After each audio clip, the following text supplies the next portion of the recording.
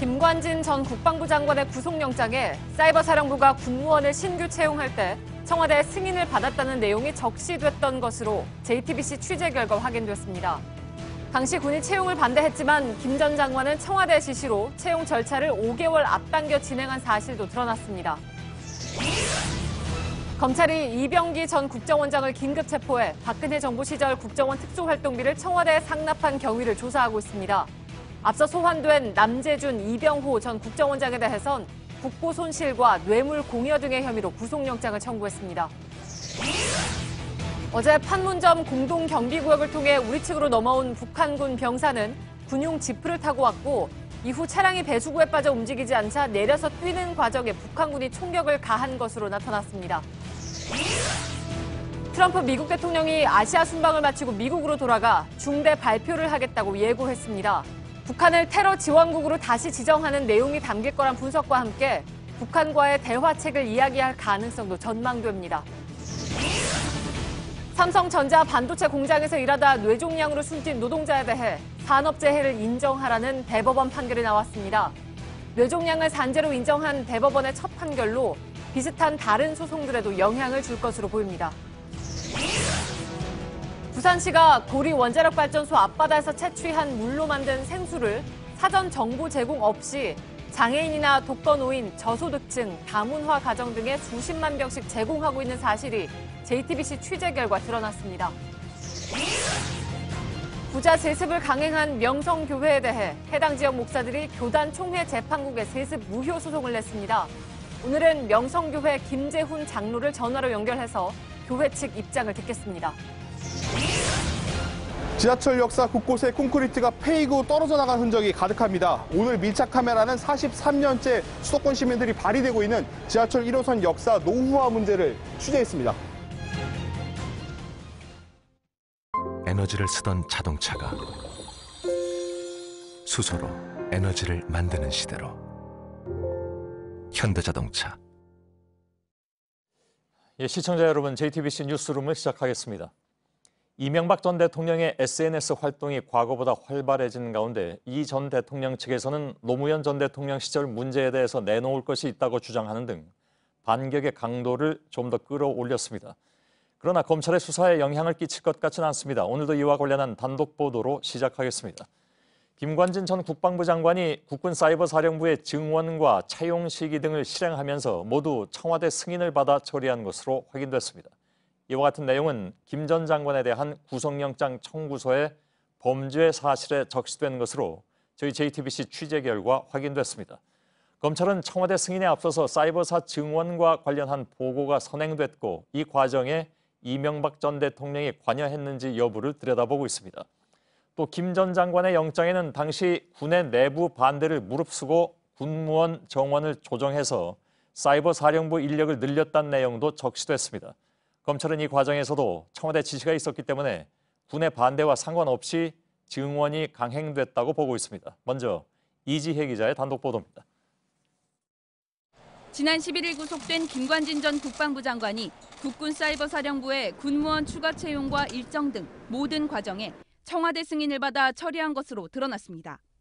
JTBC가 취재한 김관진 전 장관의 구속영장 청구서에 2012년 선거에 대비해 김 전 장관이 그해 3월경 7월 1일자로 사이버사령부의 군무원을 신규 채용하는 것에 대해 청와대로부터 승인을 받았다고 적시됐습니다.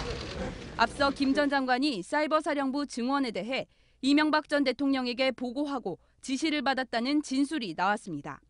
이번엔 구체적인 채용 시기 등까지 청와대 승인을 받아 처리했다는 점이 처음 드러난 겁니다. 사이버사령부 증원과 채용 시기 등을 승인받은 김 전 장관은 연재욱 전 사이버사령관 등에게 대통령과 정부 여당 지지를 위한 사이버 심리전에 적합한 보수 우익 성향 인원을 선발하기 위해 1급 신원 조사를 실시하라고 지시했습니다. 군무원 채용 등은 국방부와 군 관할 사안으로 청와대의 승인을 받지 않아도 되는 사안입니다.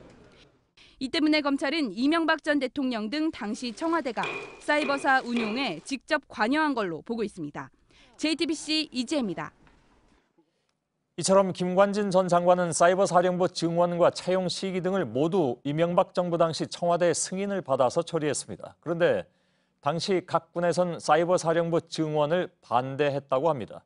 검찰은 군이 반대하는데도 증원을 강행한 배경에 청와대 지시 등이 있었기 때문이라고 보고 있습니다. 해당 내용도 역시 김 전 장관의 영장 범죄 사실에 포함된 것으로 확인됐습니다. 임지수 기자입니다. 김관진 전 국방부 장관이 사이버 사령부 군무원을 신규 채용하도록 지시하는 과정에서 각 군의 반대가 있었던 것으로 JTBC 취재 결과 확인됐습니다. 검찰은 김 전 장관이 2012년 4월 6일 각 군이 반대하는데도 다른 부대의 군무원 정원을 줄이고 국군 사이버 사령부 정원을 늘리도록 지시했다고 구속영장에 적시했습니다. 검찰은 김 전 장관이 이명박 전 대통령 지시를 받아 각 군의 반대를 무릅쓰고 사이버 사령부 인원을 늘린 것으로 보고 있습니다. 특히 2012년 대선을 앞둔 상황에서 군무원 채용 절차를 5개월이나 앞당겼습니다. 당초 12월 채용 일정을 7월로 앞당겼고 채용된 군무원들은 즉시 사이버사에 배치돼 댓글 활동에 투입됐습니다. 이들은 당시 새누리당과 유력 대선 후보로 나선 박근혜 전 대통령 등을 지지하는 댓글 활동을 벌였습니다. JTBC 임지수입니다. 검찰의 수사는 이명박 전 대통령에게 한 걸음 더 다가갔습니다. 국방부 문건에서 사이버사와 청와대 사이의 창구로 자주 등장하는 인물, 바로 김태효 당시 청와대 전략기획관입니다. 사실상 이명박 정부 5년 내내 안보 분야를 책임진 이 전 대통령의 최측근입니다. 이런 김 전 기획관이 당시 사이버사 530 심리전단, 즉 댓글 활동 부대의 책임자를 수시로 만났다는 주장이 나왔습니다. 김혜미 기자입니다. 김기현 전 530 심리전단 과장은 이태하 전 심리전단장이 수시로 김태효 전 전략기획관을 만난 걸로 안다고 말했습니다. 옥도경 당시 사이버 사령관과 함께 청와대로 들어가 김 전 기획관과 회의를 했다는 얘기를 자주 들었다는 겁니다. 그 당시 이태하 단장 등이 VH 회의를 다녀왔다는 들었는데 누구를 만나고 오느냐? 김태효 전략 비서관을 만나고 온다고. 530 심리전단의 활동을 김 전 기획관이 직접 보고를 받았다는 의혹이 커지는 정황입니다. 그동안 국방부 내부 문건에서도 국내 사이버 작전 결과를 청와대에 대면 보고했다는 기록이 나왔고 그 창구 중 하나로 김 전 기획관이 지목되기도 했습니다. 하지만 이명박 정부 청와대 관계자들은 심리전단의 댓글 활동과 관련해선 아는 바가 없다고 선을 그어왔습니다. 그러는 사이 심리전단 활동을 이끌었던 이 전 단장만 정치 개입 혐의로 2심까지 유죄 판결을 받았습니다.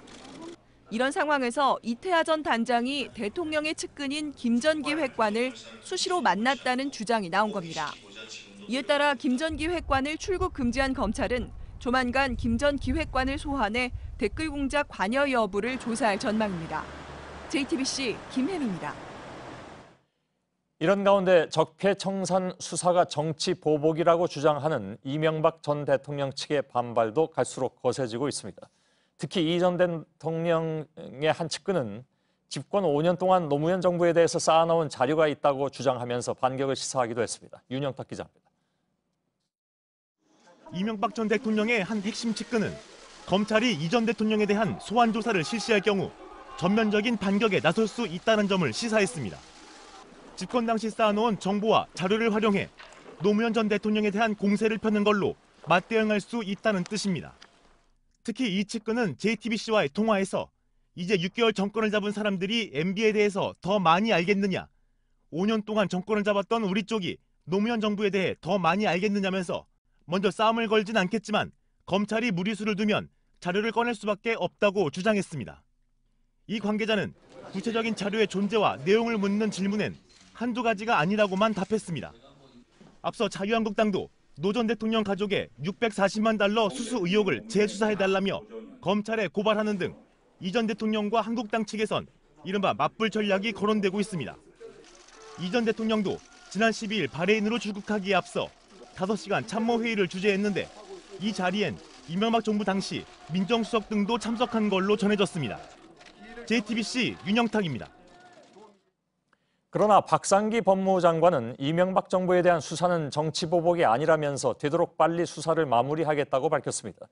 인터넷에서 청원이 이루어지고 있는 출국 금지에 대해서는 아직 언급하기 이른 단계라고 했습니다. 이 전 대통령은 내일 귀국합니다. 신혜원 기자입니다. 국회 법제사법위원회에 출석한 박상기 법무부 장관은 적폐청산 수사가 정치보복이라는 야당 측의 주장을 반박했습니다. 증거에 의한 수사일 뿐이란 겁니다.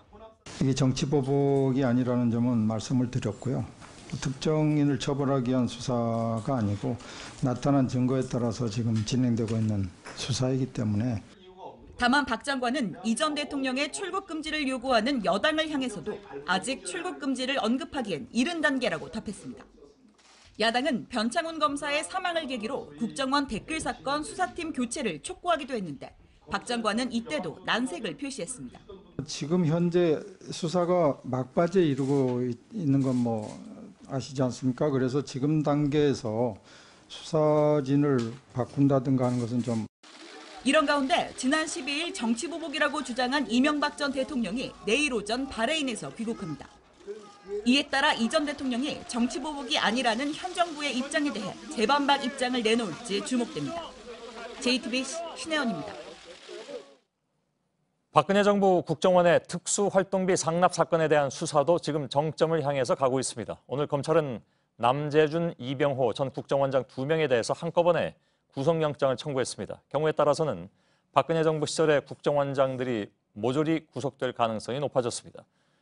검찰 취재기자를 연결하겠습니다. 박민규 기자, 검찰이 두 전직 국정원장에 대해서 동시에 구속영장을 청구했는데 특수활동비 상납 수사에 그만큼 진전이 있다고 봐야 되겠죠?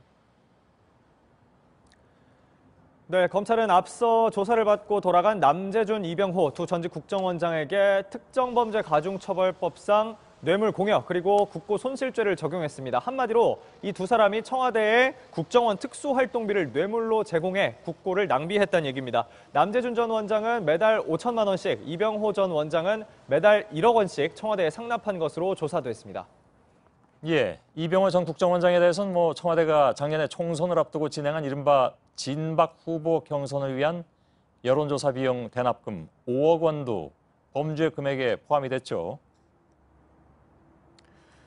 그렇습니다. 청와대가 지난해 4.13 총선, 특히 새누리당 경선을 앞두고 실시한 이 여론조사, 이른바 진짜 친박, 진박 후보를 감별하기 위한 것이었고 그 비용은 국정원 특활비로 청와대가 몇 달 뒤에 충당했다는 사실 보도해드렸는데요.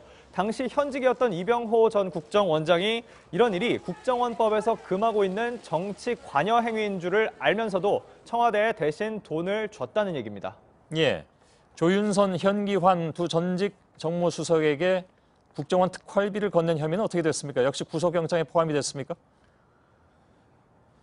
맞습니다. 역시 뇌물공여 액수에는 포함이 됐습니다. 하지만 검찰은 이 부분에 대해서는 국고손실죄가 아니라 업무상 횡령 혐의를 적용했습니다. 국고손실죄는 재무 담당자를 통해 예산을 부정한 곳에 집행할 때, 그러니까 써서는 안 되는 곳에 썼을 때 적용할 수 있습니다. 조윤선, 현기환 이 두 전직 정무수석에게 전달됐던 정기 상납금은요, 재무 담당자인 국정원 기조실장 이헌수 씨가 예산을 빼내서 준 거지만 돈을 직접 건넨 건 추명호 전 국익정보국장입니다. 추 전 국장이 돈을 전달했기 때문에 국고손실죄 대신 업무상 횡령 혐의가 적용이 된 겁니다. 예. 자, 오늘 새벽에는 이병기 전 국정원장이 조사를 받다가 긴급 체포됐습니다. 검찰이 마찬가지로 구속영장을 청구합니까? 그렇게 되면 아까 말씀드린 대로 박근혜 전 대통령 정부 당시에 국정원장 모두에게 지금 구속영장이 청구되게 생겼는데 어떻습니까?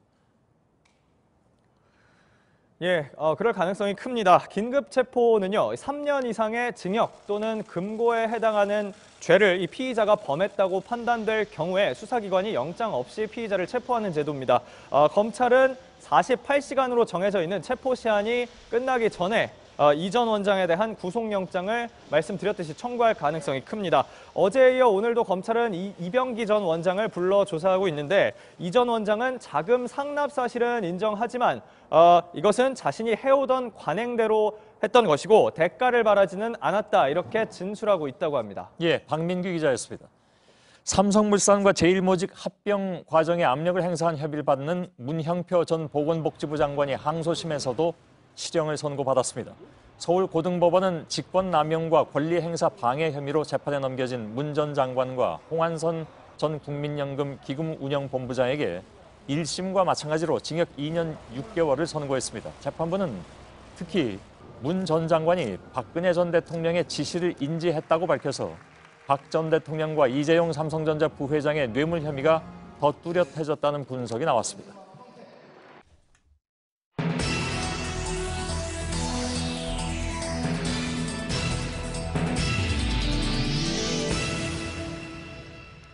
어제 오후에 판문점 공동경비구역으로 귀순한 북한군 병사는 북한군이 쏜 총에 맞아서 긴급 수술을 했지만 지금 생명이 위독한 상태로 전해졌습니다. 의료진은 장기가 상당 부분 파열돼서 앞으로 열흘 정도가 고비라고 밝혔습니다. 김민관 기자입니다. 헬기를 이용해 긴급 후송된 북한군 병사는 복부와 어깨, 다리 등 5군데에 총상을 입은 상태였습니다. 총상을 입은 지 2시간 만인 5시 20분부터 5시간 동안 긴급 수술을 받았습니다. 의료진은 이 병사가 복부에 관통상을 입고 내장이 파열돼 출혈이 심각했다고 밝혔습니다. 어깨와 팔꿈치 등에 총상을 입었다는 군 당국의 설명보다 훨씬 위중한 상태였다는 겁니다. 수술을 집도한 아주대병원 권역외상센터 이국종 소장은 생명에 지장이 없다고 섣불리 말할 단계는 아니다. 상처 입은 장기가 오염돼 앞으로 열흘 동안 고비를 넘겨야 한다고 설명했습니다. 의료진은 앞으로 2~3차례의 추가 수술이 필요하다고 밝혔습니다. 북한군은 현재 중환자실에서 생명 유지 장치로 호흡을 유지한 채 약물을 투여받고 있습니다. JTBC 김민관입니다. 공동경비구역으로 귀순하는 것 자체가 상당히 이례적인 일인데다가 그 과정에 총격전이 벌어진 것은 이번이 처음입니다. 오늘 국방부가 어제 긴박했던 상황을 상세히 브리핑했습니다. 어떻게 된 상황인지를 먼저 보시고 이 과정에서 우리 측이 대응 사격을 하지 않은 걸 두고 논란이 일고 있는데 그 부분도 짚어보겠습니다. 이지은 기자입니다. 판문점 JSA 군사분계선 북쪽에서 이상 징후가 포착된 건 어제 오후 3시 15분쯤입니다. 북한군의 지프 차량 한 대가 군사분계선을 넘기 위해 북한 초소 앞을 지나다 배수구에 바퀴가 빠졌습니다. 차량이 움직이지 않고 덜컹거렸고 이때부터 북한군의 사격이 시작됐습니다. 그러자 북한군 한 명이 차에서 내려 남쪽으로 뛰었고 북한 경비병 3명이 뒤따르고 북한 초소에 있던 경비병 1명이 계속 사격을 이어갔습니다. 눈 깜짝할 사이에 40여 발이 달리는 북한군을 향해 쏟아졌습니다. 차에서 군사 분계선까지의 거리는 약 10m. 우리 군은 CCTV 등으로 도주한 북한군이 군사 분계선을 넘어왔는지 샅샅이 뒤지기 시작했습니다. 16분 뒤인 오후 3시 31분. 군사 분계선 남쪽의 낙엽 더미 속에서 총상을 입고 쓰러져 있는 북한군 1명이 발견됐습니다. 하전사, 즉 병사 군복을 입은 20대 군인으로 총기 등 무장은 하지 않은 상태였습니다. JSA 경비대대장을 포함한 간부 3명이 포복으로 접근한 뒤 쓰러져 있는 북한군을 부축해 자유의 집 뒤편 주차장 쪽으로 재빨리 옮겼습니다. JTBC 이지은입니다. 이런 긴박한 상황에서 우리 군은 왜 대응 사격을 하지 않았느냐. 오늘 국회에서는 이 부분이 논란이 됐습니다. 국방부를 취재하는 유선의 기자와 함께 이 문제를 좀 짚어보도록 하겠습니다. 유 기자, 우선 우리 군이 대응 사격을 왜 하지 않았냐 하는 것인데 언뜻 생각하면 북한군이 쏘니까 우리도 쏘는 게 맞지 않느냐 그런 주장인 것 같습니다. 그렇습니다. 하지만 JSA라는 특수성을 고려를 하면 북한이 쐈으니까 무조건 우리도 쏴야 된다 이런 주장은 맞지 않습니다. 현장 지휘관이 상황을 이제 종합적으로 판단을 해서 결정을 하게 되는데 우선 북한이 정전협정을 과연 위반했는가를 봐야 됩니다. 차에서 내린 북한군이 뛰어서 군사 분계선을 넘어왔는데 만약에 군사 분계선 남쪽으로 넘어온 다음에 사격이 있었다면 그렇다면 정전협정 위반입니다. 근데 워낙 이제 거리가 짧아서 그걸 판단하기가 쉽지 않지 않습니까, 혹시? 네, 그렇습니다. 이건 당시 상황을 좀 보면서 보겠습니다. 차에서 내려서 군사 분계선까지는 약 10m 정도입니다. 군사 분계선을 넘어온 북한군이 쓰러져 있던 곳은 약 50m이기 때문에 정황상 도주한 북한군이 우리 측에 발을 디딘 뒤에도 북한의 총격이 있었을 가능성이 있습니다. 그렇다면 정전협정 위반입니다. 하지만 말씀하신 것처럼 불과 몇 초 사이에 일어난 일이었고 또 총격도 오랜 시간 지속되지는 않았기 때문에 추가 조사가 필요한 상황입니다. 그 40발이라는 것이 이제 자동으로 놓고 쏘게 되면 그냥 한 번에 후루룩 나가버리기 때문에 총 쏜 시간은 길지 않았다 이런 설명인데. 근데 이제 수술을 마친 북한군의 몸에서 AK 소총탄이 나왔는데, 근데 저기서 원래 권총을 소지하게 돼 있잖아요. 판문점 경비구역 내에서. 그래서 이게 정전협정 위반이 아니냐 이런 얘기가 나오고 있습니다. JSA 내에서 소총을 휴대하고 있었다면 정전협정 위반입니다. 예. 하지만 이것도 고려해야 될 점이 있는데 상황을 다시 보겠습니다. JSA 내 초소에 있던 북한군이 휴대하고 있던 소총을 쐈는지 아니면 도주하려는 북한군을 쫓아온 JSA 밖에서 소총을 소지하고 있다가 쫓아온 북한군이 소총을 쏜 것인지 확인을 해봐야 된다는 겁니다. 예. 우리 군도 어쨌든 JSA 바로 바깥 주변에 배치된 병사들은 소총을 가지고 있습니다. 예. 그거는 뭐 이렇게 CCTV라든가 이런 걸로 쉽게 확인이 잘 안 되는 모양이죠? 그 부분 사각지대 부분이 또 있고 예. 또 쫓아온 그 부분은 우리 JSA 군사 분계선에 좀 떨어져 있기 때문에 그 부분에 대해서는 쉽게 알수 CCTV가 없다. 좀 더 확인이 필요한 상황입니다. 예, 잠깐 사이에 벌어진 일이어서 여러 논란이 있는 것은 뭐 틀림이 없습니다. 우리 군의 입장은 뭡니까? 송영무 국방부 장관은 어쨌든 짧은 시간에 잘 판단을 해서 상황을 키우지 않은 것은 잘 대처했다 이렇게 평가를 했습니다. 예. 그 합참은 교전 수칙을 위반한 것이 아니다 이렇게 설명을 했는데 직접 들어보겠습니다. 예. JSA 지역에서의 정전 교정 규칙은 대략 두 가지 트랙으로 합니다. 초병들의 그 위해를 가하는 상황인 것인지 위기가 고조될 것인지 이런 여부를 동시에 판단을 조치하는데. 예. 자, 지금 그 합참의 얘기는 우리 초병들한테 혹시 사격이 있으면 그럼 바로 대응 사격인데 상황이 그렇지 않았다라는 얘기인지 그건 좀 더 따져봐야 될 것 같습니다. 실제로 우리 초병을 향해서는 사격을 하지 않은 것인지도 좀 확인을 해봐야 될 것 같고. 근데 총격이 있다고 아무튼 무조건 대응 사격하는 것은 아니다. 조건이 있다 이런 얘기인 것 같습니다. 네, 그렇습니다. 정확하게 보면 우리 군에게 가해지는 위협이 큰지 아니면 확전 가능성이 큰지를 따져보고 비례성 원칙으로 대응하는 게 유엔사 교전 수칙의 기본 틀이라는 겁니다. 예. 현장 지휘관이 판단을 했을 때 북한의 총탄이 일단 우리 초병을 향한 사격이 아니었고 또 상대적으로 대응 사격을 했을 때 확전 가능성이 더 크다 이렇게 판단을 했다면 오히려 대응 사격을 하지 않은 것이 교전 수칙에 부합한다 이런 설명입니다. 예. 현장 지휘관의 판단이 그만큼 이제 중요하다는 얘기인데 JSA 경비대대장은 한국군입니까?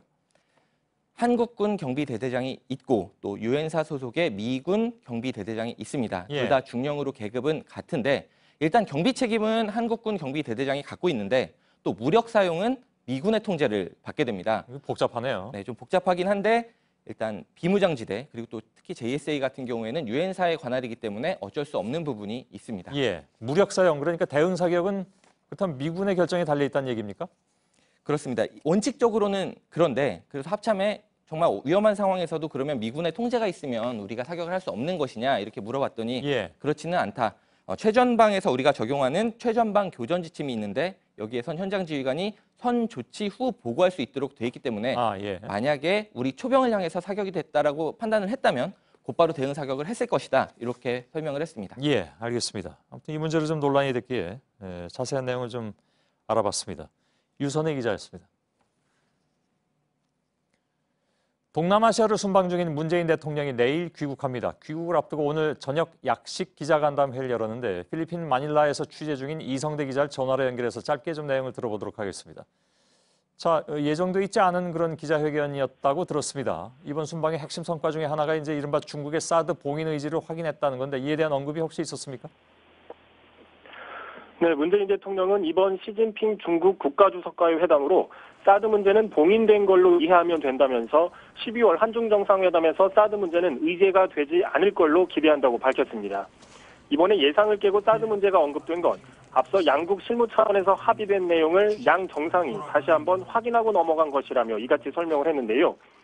그러면서 문재인 대통령은 사드 문제는 제쳐두고 이 문제와 별개로 양국 관계를 발전시키자고 크게 합의했다고도 이번 정상회담 분위기를 전하기도 했습니다. 예, 그건 중국의 태도를 더 지켜보면 알 수 있는 문제일 것 같고 이번 순방 기간에 또 이슈가 된 것이 이제 미국과 일본이 주장하는 이른바 인도 태평양 안보 라인에 우리 정부가 불참 입장을 밝힌 것이었습니다.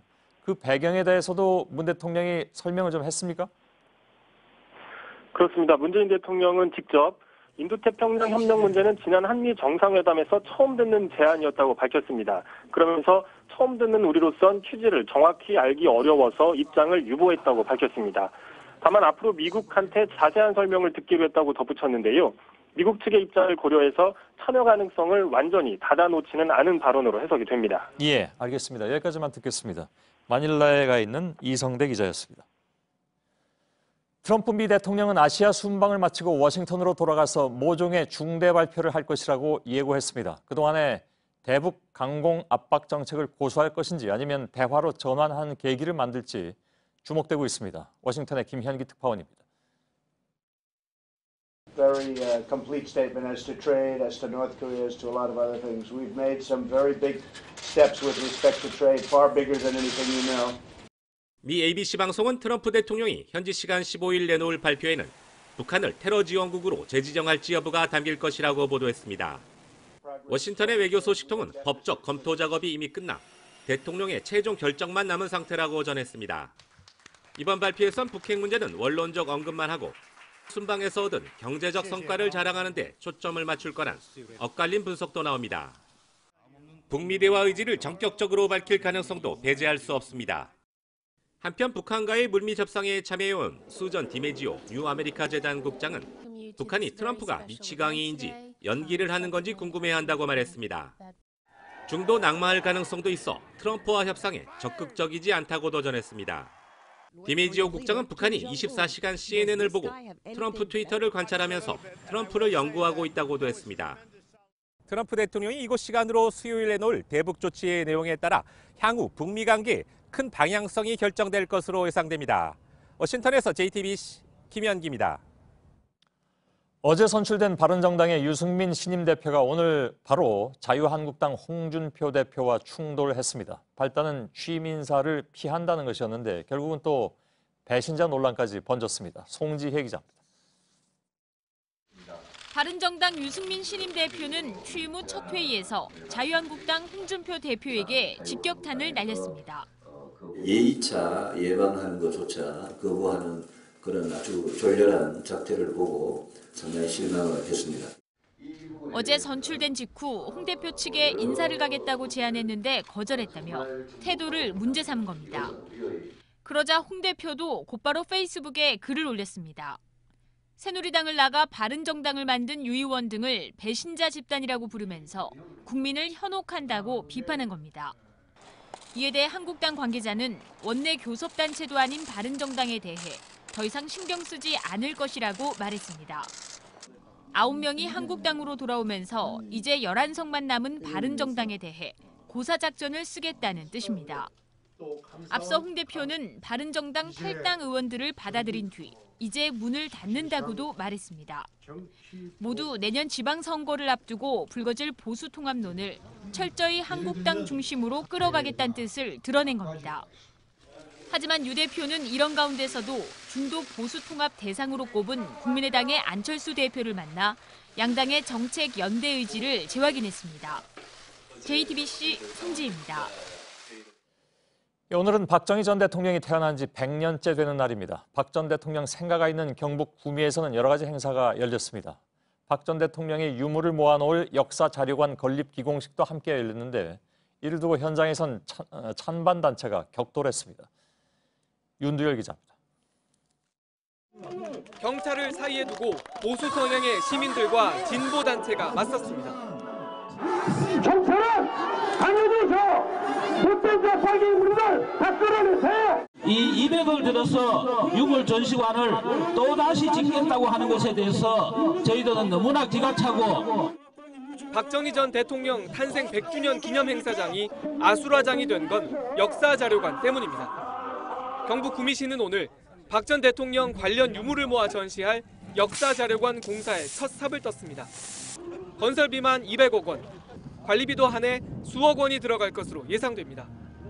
반대 측에서는 역사자료관이 아니라 단순한 유물관이라며 반발합니다.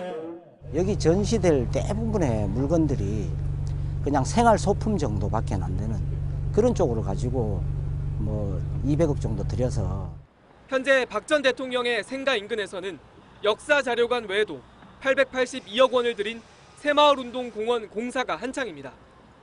생가 주변 공원화 사업에도 286억 원이 들어갑니다.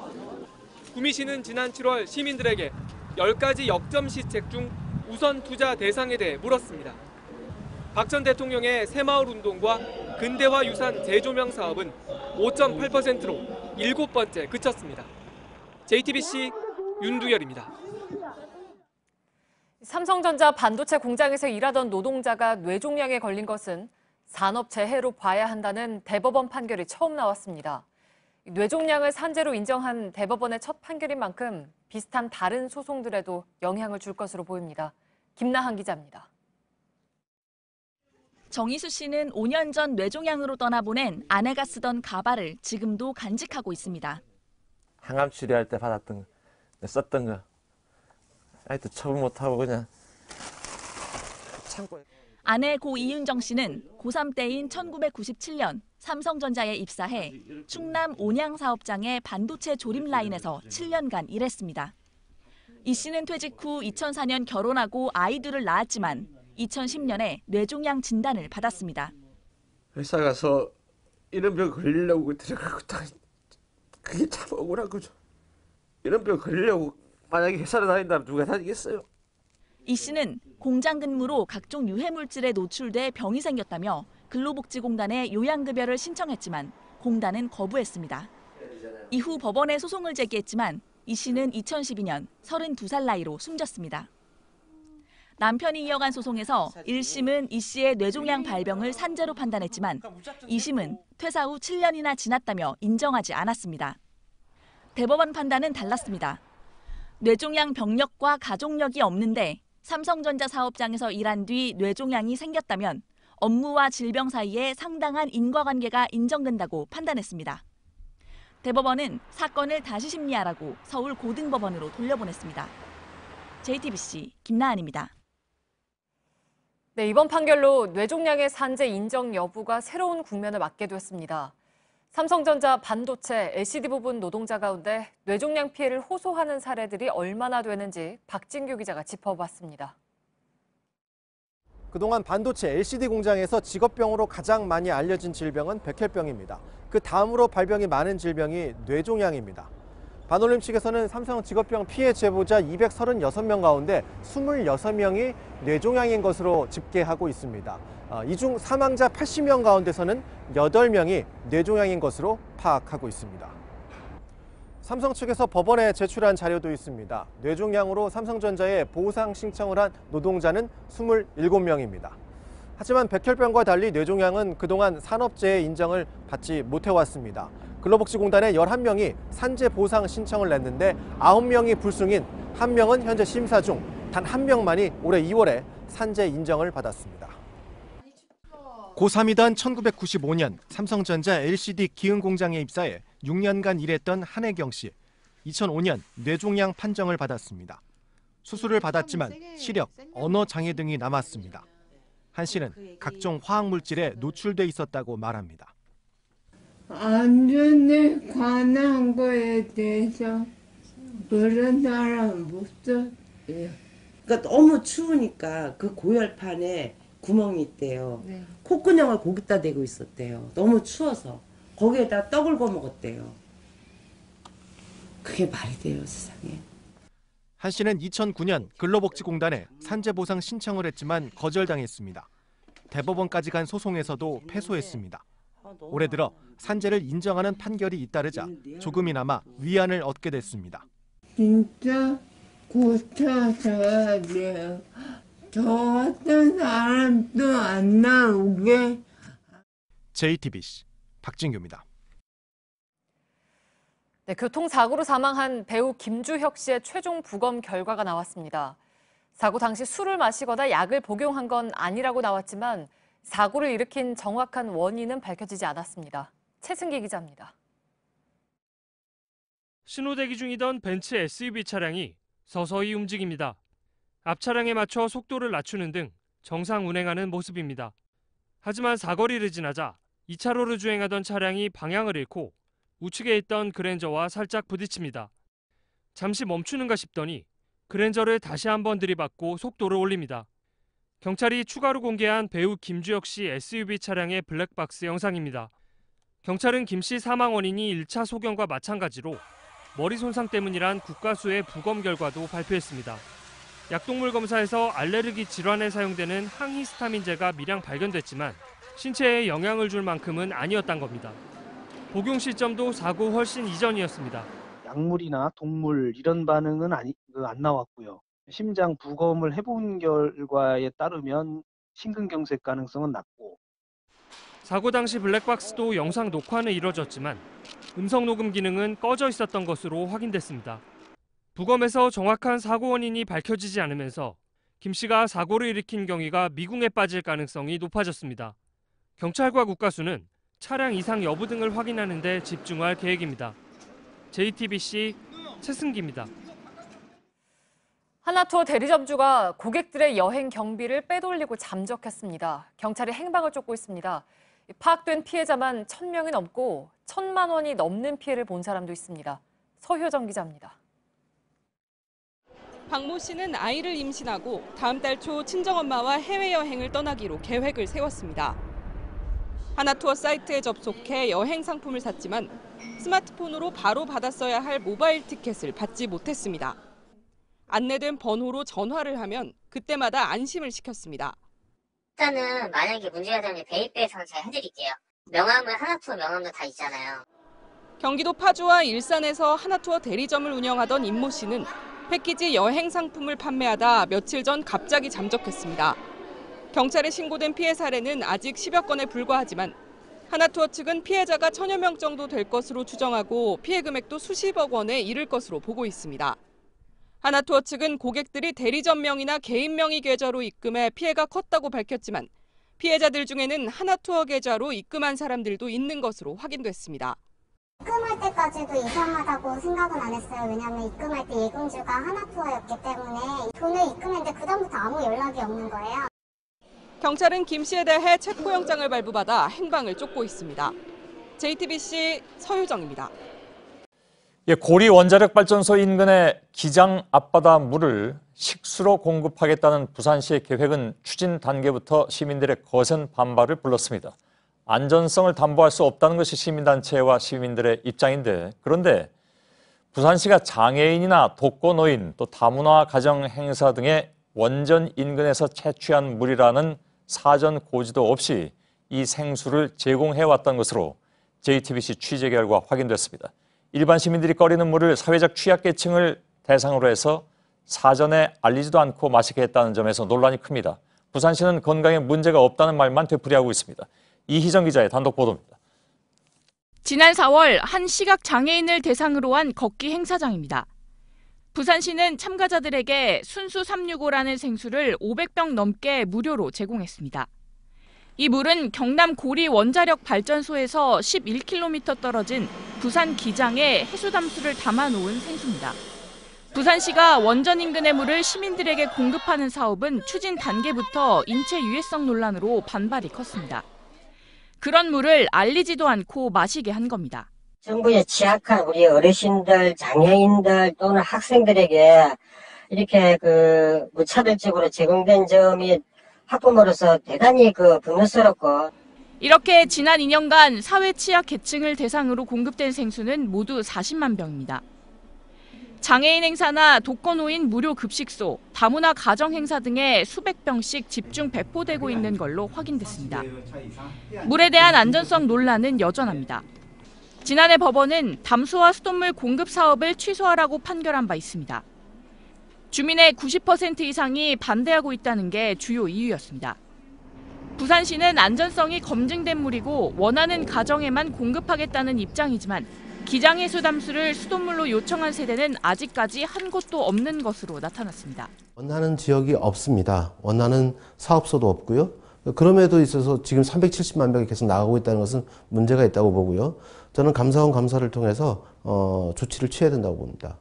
JTBC 이희정입니다. 시민들이 거부하는 원전 인근 채취 생수를 다른 사람들도 아니고 사회 취약계층에게 알리지 않고 공급했다는 내용을 취재한 이희정 기자와 잠깐 얘기를 좀 더 나눠야 될 부분이 있습니다. 자, 사회 취약계층이라는 것 때문에 더 논란이 될 수 있고 또 공교롭게도 공교로운 건지 모르겠는데 특히 시각장애인 행사에 이 물이 많이 갔다면서요? 네, 맞습니다. 최근 2년간 제공됐던 병입수 현황 자료를 지금 보실 텐데요. 예. 이 취약계층 행사에 주로 이제 많이 공급이 됐고 또 특히 눈에 띄는 게 이 시각장애인 행사 부분입니다. 이 병 디자인도 그 사이에 좀 바뀌었는데요. 이전에는 정면에 이 순수 365라고 이렇게 라벨을 붙였다가 최근 이 물의 정보를 직접 볼 수 있도록 기장 해수담수 수돗물로 좀 바꿨습니다. 예. 그런데 여전히 이 시각장애인들의 경우에는 이걸 볼 수 없다라는 문제가 있습니다. 따라서 사전에 이걸 미리 알려주지 않으면 이게 원전 인근에서 채취한 물인지 알 수 없는 상황에서 이걸 마시게 되는 겁니다. 예. 그래서 이제 논란이 더 큰 부분입니다. 근데 이제 마셔도 되는 물인가 하는 문제죠. 그러니까 방사능 물질 배출에 따른 수질 안전성 논란, 이건 계속되고 있는 거 아니겠습니까? 지금도? 네, 2천억 원이 들어간 이 시설 같은 경우에는 이 고리원전으로부터 11km 정도가 떨어져 있는 기장 앞바다에 위치해 있어서 사실 그동안 이 방사능 물질에 대한 우려가 계속 제기가 됐습니다. 예. 그런데 부산시는 이 방사능 물질 배출 결과가 이 배출 총량 이내라고 밝히고 있는데요. 하지만 이 뜻이 이 법적 배출 총량이 곧 음용수로 사용해도 괜찮다라고 보장하는 것은 아니라는 지적이 있습니다. 예. 특히 부산시는 지난해 이 안전성을 한 번 더 검증을 하겠다면서 수질 조사를 진행했는데요. 그런데 발표 당시에 이 조사 기관 4곳 중에서 한 곳에서 이 문제가 되는 삼중수소 농도가 유독 다르게 나와서 오히려 더 논란만 키웠다는 지적도 예. 있었습니다. 그럼 부산시는 뭐라고 얘기합니까? 네, 부산시는 여전히 문제가 없고 마셔도 안전하다라는 입장을 고수하고 있습니다. 예. 이 취약계층에 그리고 물을 주는 것도 이 강제성이 없고 이 상대 어떤 행사 주체 측에서 요구를 할 때 이제 우리는 주고 있다라는 입장인데요. 예. 하지만 주민들이나 이 시민 단체에서는 이렇게 무차별적으로 병입수를 공급하는 건 좀 문제가 있다라는 얘기가 나옵니다. 직접 들어보시죠. 예.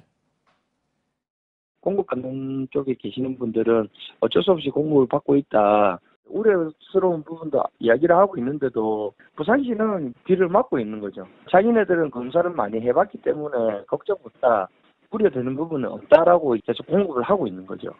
예.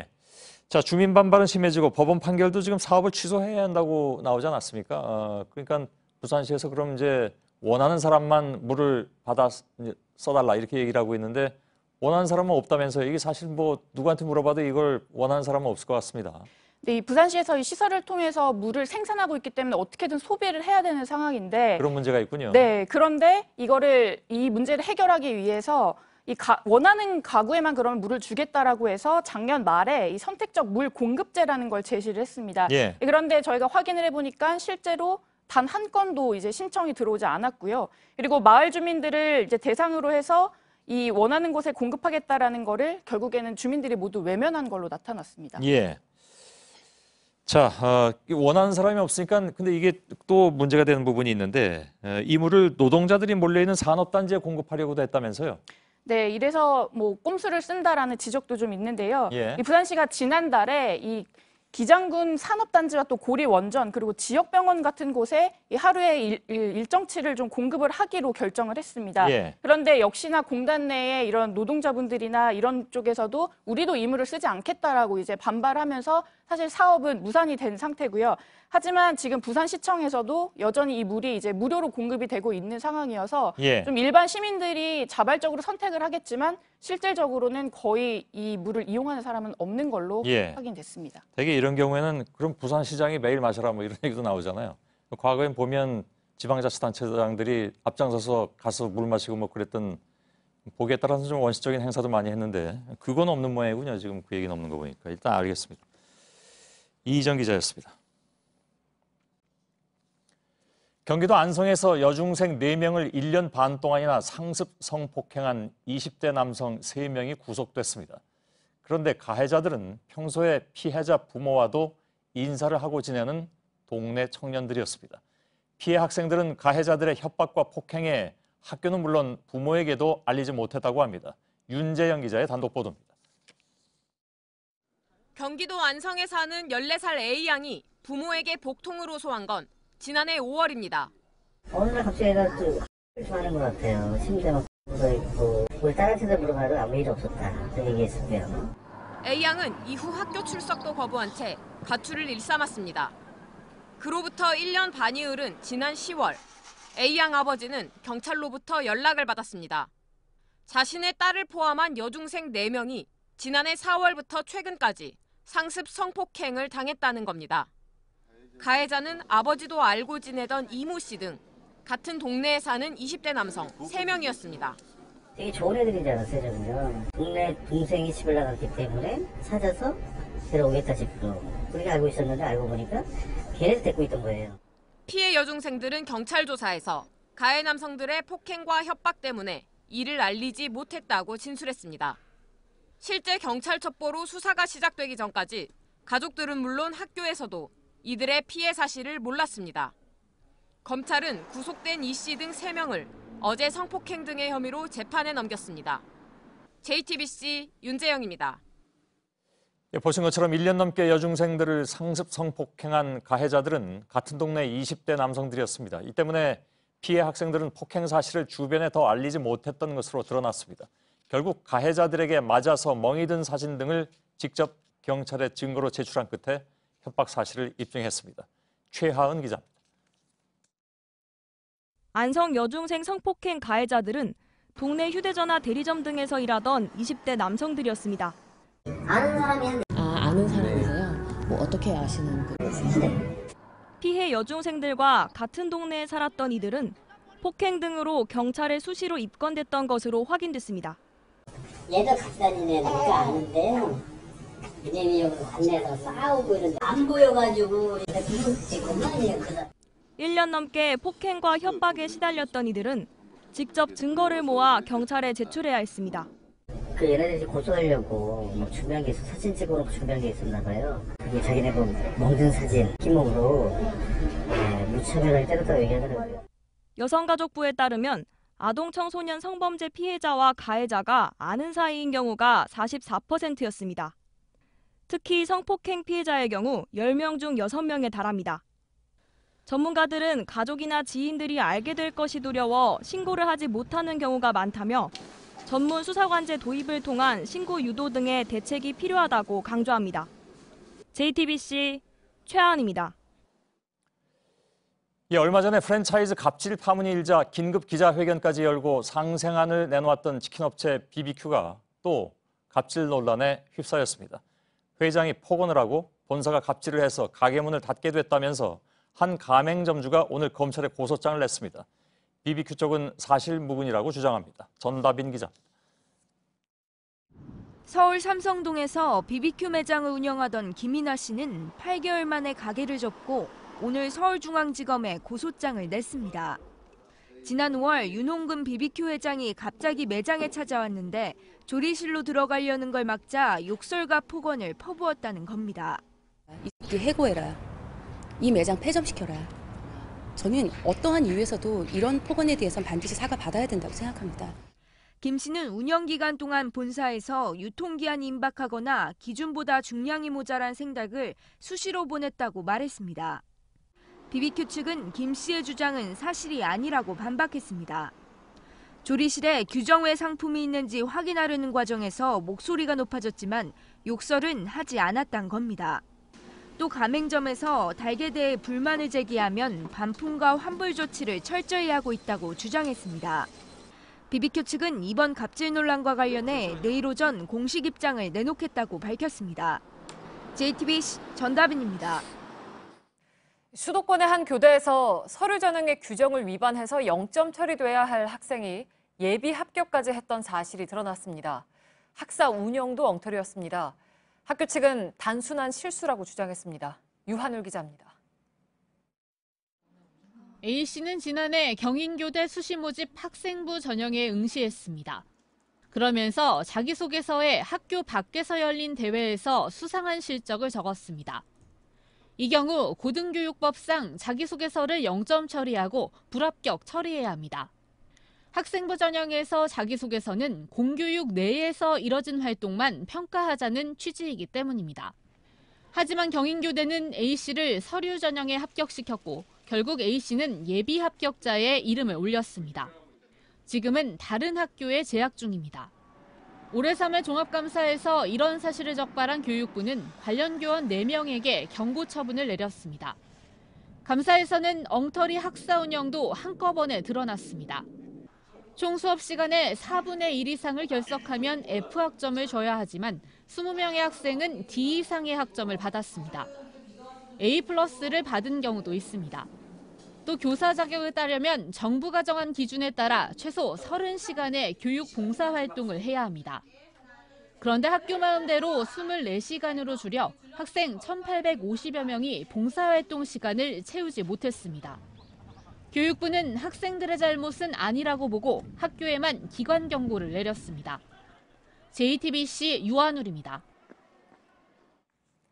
네, 고혈압 환자가 빠르게 늘고 있습니다. 국내 판정 기준이 너무 엄격한 거 아니냐 하는 의구심도 있지만 최근 미국 의료계에서는 고혈압 진단 기준을 오히려 강화했습니다. 즉, 새로워지는 미국 기준이라면 우리도 고혈압 환자가 훨씬 많아지는 셈입니다. 윤정식 기자입니다. 우리나라의 공식 고혈압 진단 기준은 최고 혈압 140에 최저 혈압 90기압을 넘었을 때입니다.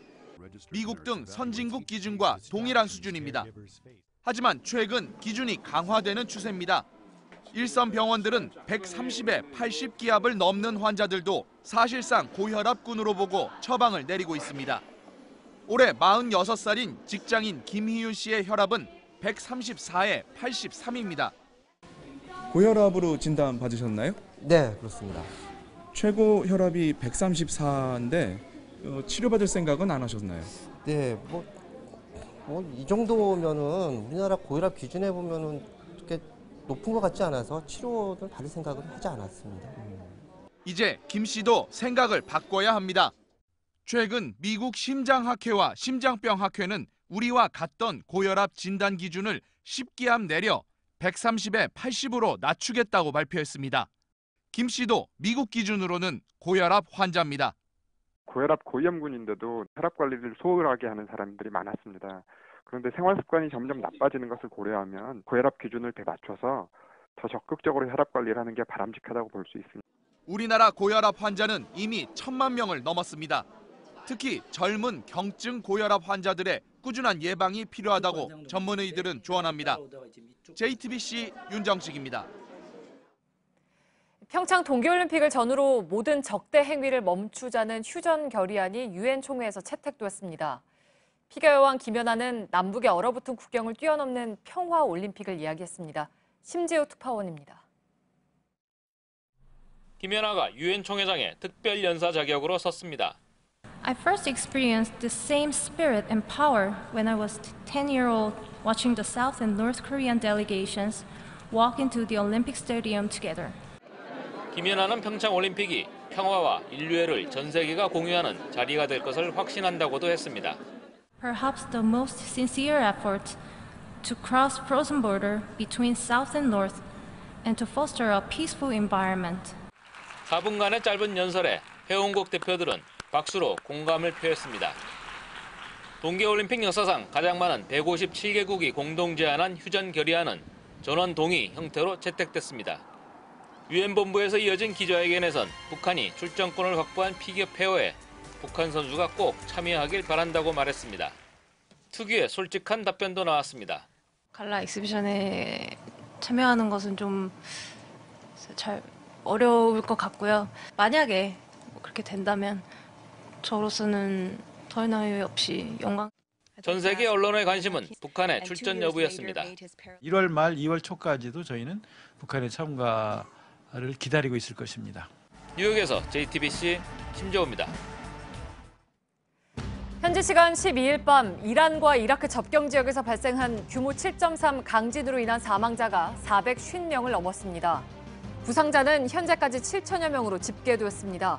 이번 지진은 370명이 숨진 지난 9월 멕시코 지진보다 피해가 커서 올해 최악의 지진으로 기록됐습니다. 대법원이 정치자금법을 위반한 권선택 대전시장에 대해서 징역 6월에 집행유예 2년을 선고한 원심 판결을 확정했습니다. 권 시장은 공직선거법 위반 혐의에 대해선 무죄를 받았지만 정치자금 부정수수 혐의가 인정돼 임기를 7개월 남겨두고 시장직을 잃게 됐습니다. 대전시는 내년 6월 지방선거 때까지 행정부시장이 시장직을 대행합니다. 창원지법 진주지원은 자신이 일하는 초등학교의 남학생과 여러 차례 성관계를 가진 혐의로 구속 기소된 30대 교사에게 징역 5년을 선고했습니다. 재판부는 정신적, 육체적 약자이자 훈육의 대상인 미성년자를 성적 쾌락의 도구로 삼은 건 건전한 성도덕과 공교육을 무너뜨린 사회적 범죄라고 했습니다. 서울시 교육청이 사학 비리를 폭로했다가 해직됐던 김형태 전 서울시 의회 의원을 서울 공고 교사로 특별 채용했다고 밝혔습니다. 김 전 의원은 서울 양천구에서 일하던 지난 2009년 학교 급식소 운영 비리 등을 폭로했다가 해직됐습니다. 이번 특별 채용은 지난해 12월 제정된 서울시 교육청 공익제보 지원 및 보호에 관한 조례에 근거한 첫 번째 사례입니다.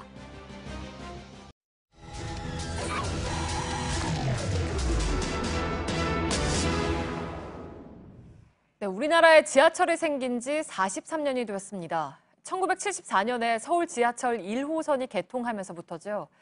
세월이 흐르면서 역사 안팎의 균열도 생기고 승강장 곳곳이 폐기도 했습니다. 안전관리를 잘 하고 있을까요? 밀착카메라 김도훈 기자입니다. 지하철역 출구 계단이 군데군데 금이 가고 깨져 있습니다. 틈이 벌어지고 균열이 생긴 곳도 곳곳에 눈에 띄고 갈라진 외벽은 손으로 건드려도 쉽게 떨어져 나갑니다. 승객들이 오가는 승강장 바닥과 연결된 외벽도 곳곳이 갈라지고 깨져 있습니다. 이곳은 서울 지하철 1호선 신의문역 앞 출구입니다. 1980년도에 지어져 올해로 37년째가 된 역사인데요. 처마 위쪽을 보면 이 콘크리트 조각이 군데군데 떨어져 나가서 자칫 지나는 행인 머리 위로 떨어질 우려도 있습니다. 조금 더 한번 뒤쪽으로 와서 살펴보면요. 이 기둥과 천정, 콘크리트 조각들이 곳곳에 떨어져 나가 있는 흔적을 볼 수 있습니다. 이 안쪽 상황은 어떨지 지금부터 한번 들어가서 확인해 보겠습니다. 승객들이 지하철을 타고 내리는 승강장 내부에도 곳곳에서 균열의 흔적이 발견됩니다. 천장에는 곰팡이가 피어 있고 승강장과 연결되는 바닥엔 금이 생겼습니다. 뭐 쇠면 같은 게 좀 갈라지면 그거 뭐 막말로 땜빵하는 그 정도 수준이고 계속 민원을 제기해도 시정이 안 되더라고요. 불안하죠. 그러니까 여기를 붙어서 안 가요. 먼 발치 떨어져서 가는 거죠. 1979년 지어져 올해로 38년째를 맞는 또 다른 1호선 역사는 하루 평균 이용객이 2만 명에 이릅니다. 스크린도어 설치 공사를 위해 승강장 출입문과 맞닿는 곳마다 시설물이 설치된 공간에 검은색 고무 발판이 깔려 있습니다. 자세히 살펴보니 승강장 곳곳에 콘크리트가 부서지고 갈라진 채 방치돼 있습니다. 아파트만 해도 한 30년 되면은 이게 다시 재개발하고 또 이렇게 수리를 하는데 여기는 진짜 너무 오래돼가지고 너무 노후화된 것 같아요. 위험하기도 하고 깔끔하게 좀 정리된 그런 시설 보수를 좀 했으면 좋겠어요. 스크린도어 공사를 위한 사전 작업 구간과는 떨어져 있어 노후화로 인한 것으로 추정됩니다. 이곳은 지하철 1호선 광운대역 승강장입니다. 이 바닥에는 이렇게 고무 매트가 깔려 있고요. 이 고무 매트 아래에는 나무 판자가 덧대 있는 걸 볼 수 있습니다. 이 아래쪽 상황이 어떤지 한번 관찰 카메라로 살펴보니까요. 콘크리트가 깊게 패이고 떨어져 나간 흔적을 볼 수 있습니다. 자칫 많은 사람들이 이곳에 몰릴 경우 인명사고로까지 이어질 수 있는 상황입니다. 코레일 측은 다중이용시설인 역사는 시설물의 안전관리에 관한 특별법에 따라 정기적인 안전진단을 실시하고 있고 신의문역과 광운대역 모두 지난해 기준 안전진단에서 B등급을 받았다고 밝혔습니다. 건물이 붕괴 의미나 이런 게 있는지 안전한지 그 시설물에 대한 등급을 나누고 있습니다. 공사 준비 차원에서 나눈 거고요. 향후에 다 보완이 될 거고요. 서울 지하철 하루 평균 이용객은 약 800만 명에 이릅니다. 노후 지하철 역사에 대한 좀 더 꼼꼼하고 체계적인 안전관리가 필요한 이유입니다. 밀착 카메라 김도훈입니다.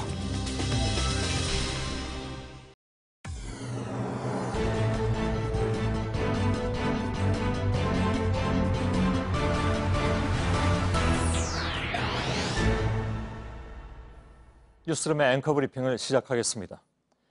상자 속으로 던져놓은 돈이 짤랑하고 소리를 내는 순간 구원받는다.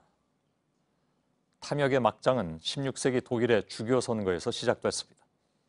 독일 마인츠의 대주교가 되기 위해서 엄청난 선거비를 탕진한 알브레이트 대주교는 빚을 갚기 위해서 교황청에 면죄부 판매권을 요청했습니다. 탁월한 슬로건과 효과적인 판매 전략, 면죄부는 불티나게 팔려서 세상을 어지럽혔습니다. 결국 그 탐욕은 종교개혁의 불씨를 지폈고 지금으로부터 딱 500년 전 마르틴 루터는 마인츠의 대주교를 향해서 이렇게 반박합니다. 돈이 상자에 짤랑하고 떨어지면 욕심과 탐욕도 분명히 증가한다.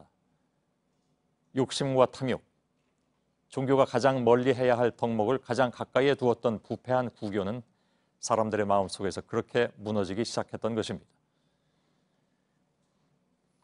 슬프고도 비극적인 사건. 어제 교회개혁 실천연대 박득훈 목사는 그렇게 말했습니다.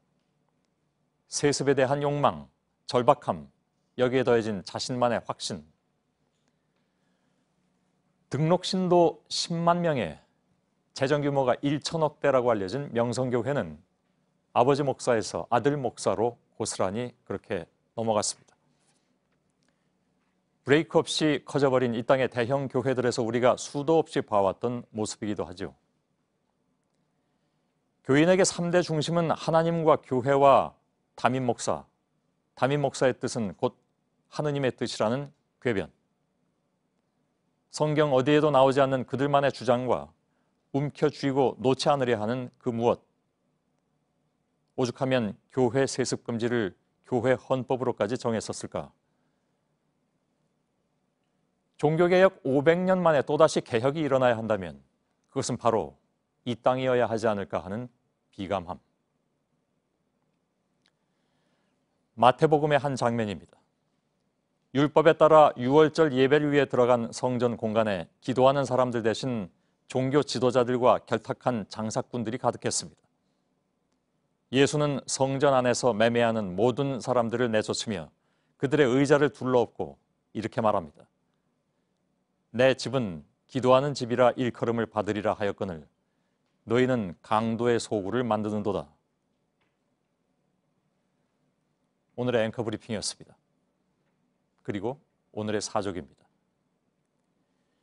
미국 상원의 채플 목사였던 리처드 헬버슨 목사는 이렇게 말했습니다. 교회는 그리스로 이동해서 철학이 됐고 로마로 옮겨가서는 제도가 되었다. 그 다음에 유럽으로 가서 문화가 됐다. 마침내 미국으로 왔을 때 교회는 기업이 되었다.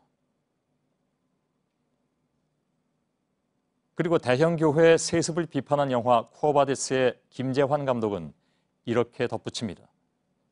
교회는 한국으로 와서는 대기업이 되었다.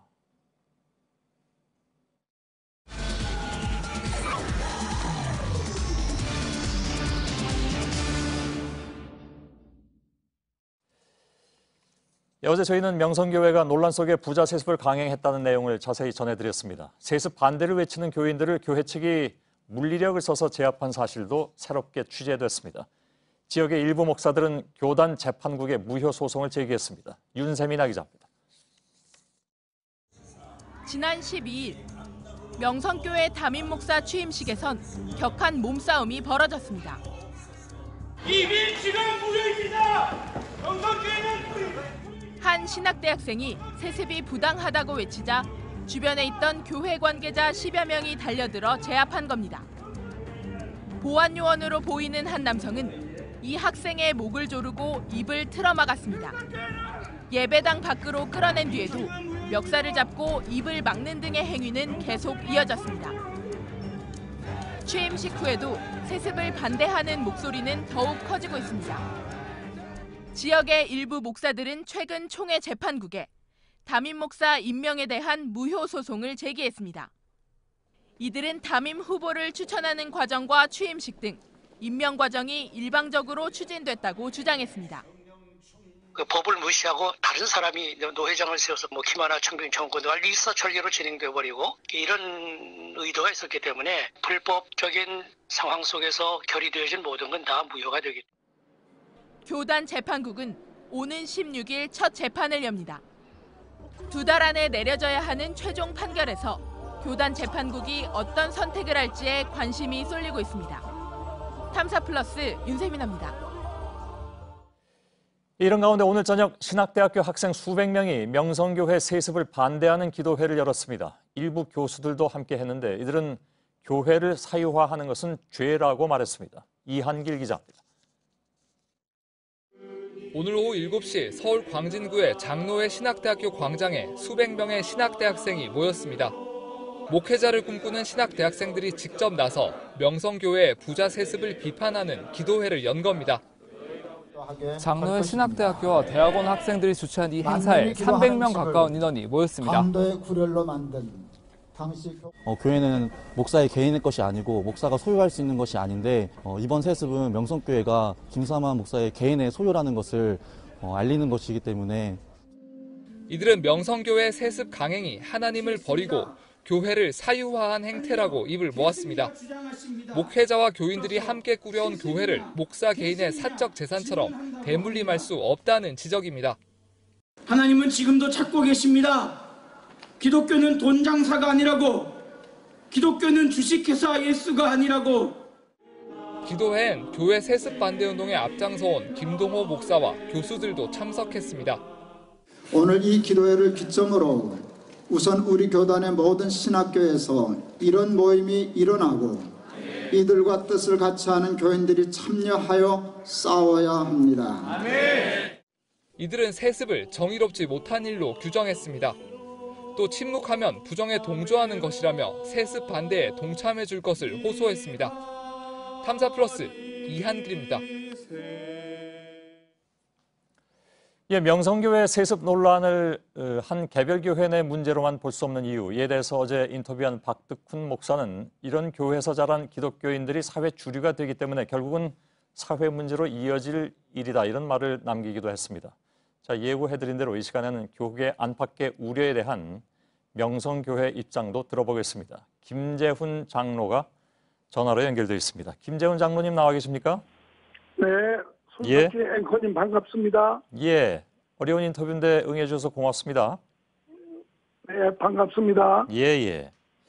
자, 혹시 저희들이 명성교회 이 이른바 대물림에 대해서 오해하고 있는 게 있습니까? 혹시 있다면 말씀해 주시겠습니까?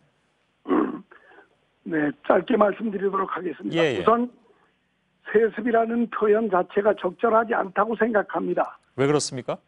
그 이유는 가장 민주적이면서 정당한 절차를 거쳐서 이루어진 승계가 왜 문제가 되어야 하는지를 저는 이해를 잘 못하겠습니다. 예. 그리고 후임자로서 자격이 없다면은 문제가 될 수 있다고도 생각합니다. 그러나 교인 대다수가 원해서 가장 적합하고 정당한 민주적인 절차를 거쳐서 그 과정에서 이루어진 청빙이고 그런 평가였다면은 왜 이것을 세습이라고 굳이 표현을 하고 안 좋은 방향으로 몰고 가는지 그 이유에 대해서 저는 이해를 좀 할 수가 없겠습니다. 예, 알겠습니다.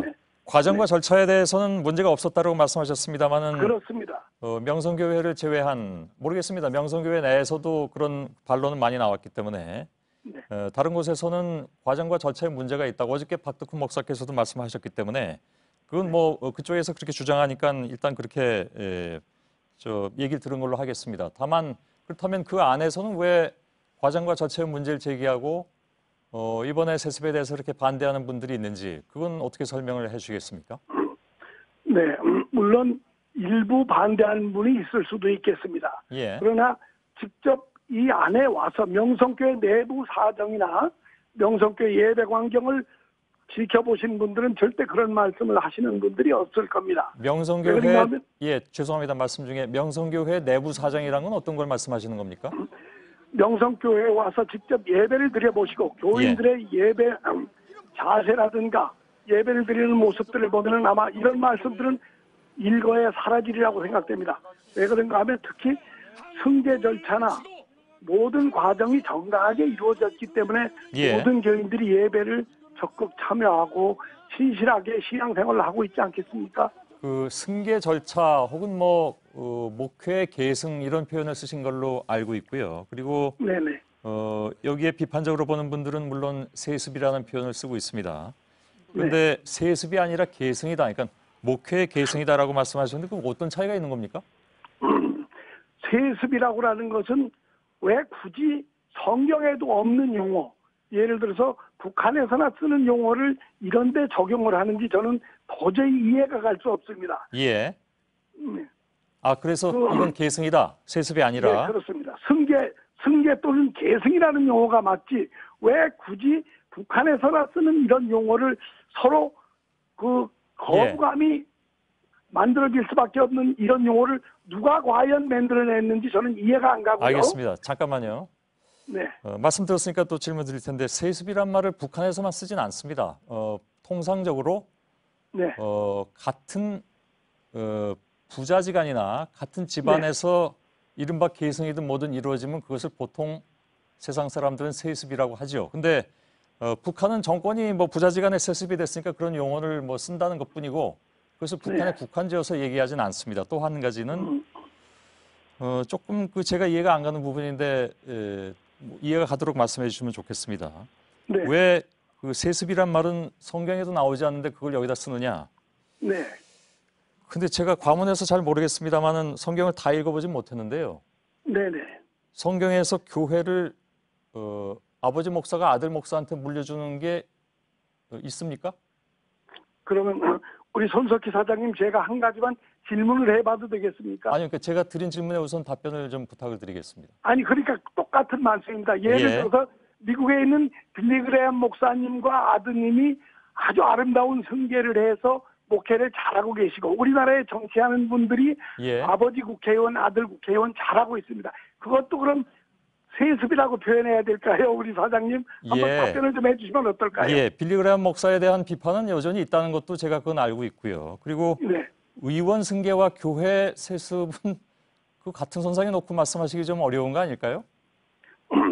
그 아드님이 문제가 있거나 예를 들어서 자격이 없거나 그렇다면은 그런 걸 가지고 문제 삼는 건 모르겠습니다. 그러나 특히 저희 교회는 모든 승계 절차를 정당하게 거쳐서 청빙위원회가 각 교회 각 부서 대표별로 구성된 청빙위원회가 대상자를 엄중하게 선정을 했고 당회에서 투표를 했고 또 의결 과정을 거친 후에 공동의회를 개최해가지고 공동의회에서 무기명 비밀 투표 과정을 거쳐서 반대가 26% 정도가 나왔습니다. 알겠습니다. 찬성은 74% 나왔고 이런 정당한 민주적인 절차를 거쳐서 이루어진 과정을 자꾸 논란을 제기하는 것은 더 중요하게 말씀드리자면 다수의 명성교인들이 찬성하는 일을 외부에서 자꾸 이걸 논란을 제기하는 건 명성교인들의 신앙에도 옳지 않다고 생각합니다. 예, 장로님 말씀 잘 들었습니다. 근데 그 민주적 절차 문제에 있어서는 이견을 제시하는 분들이 많이 계시고요.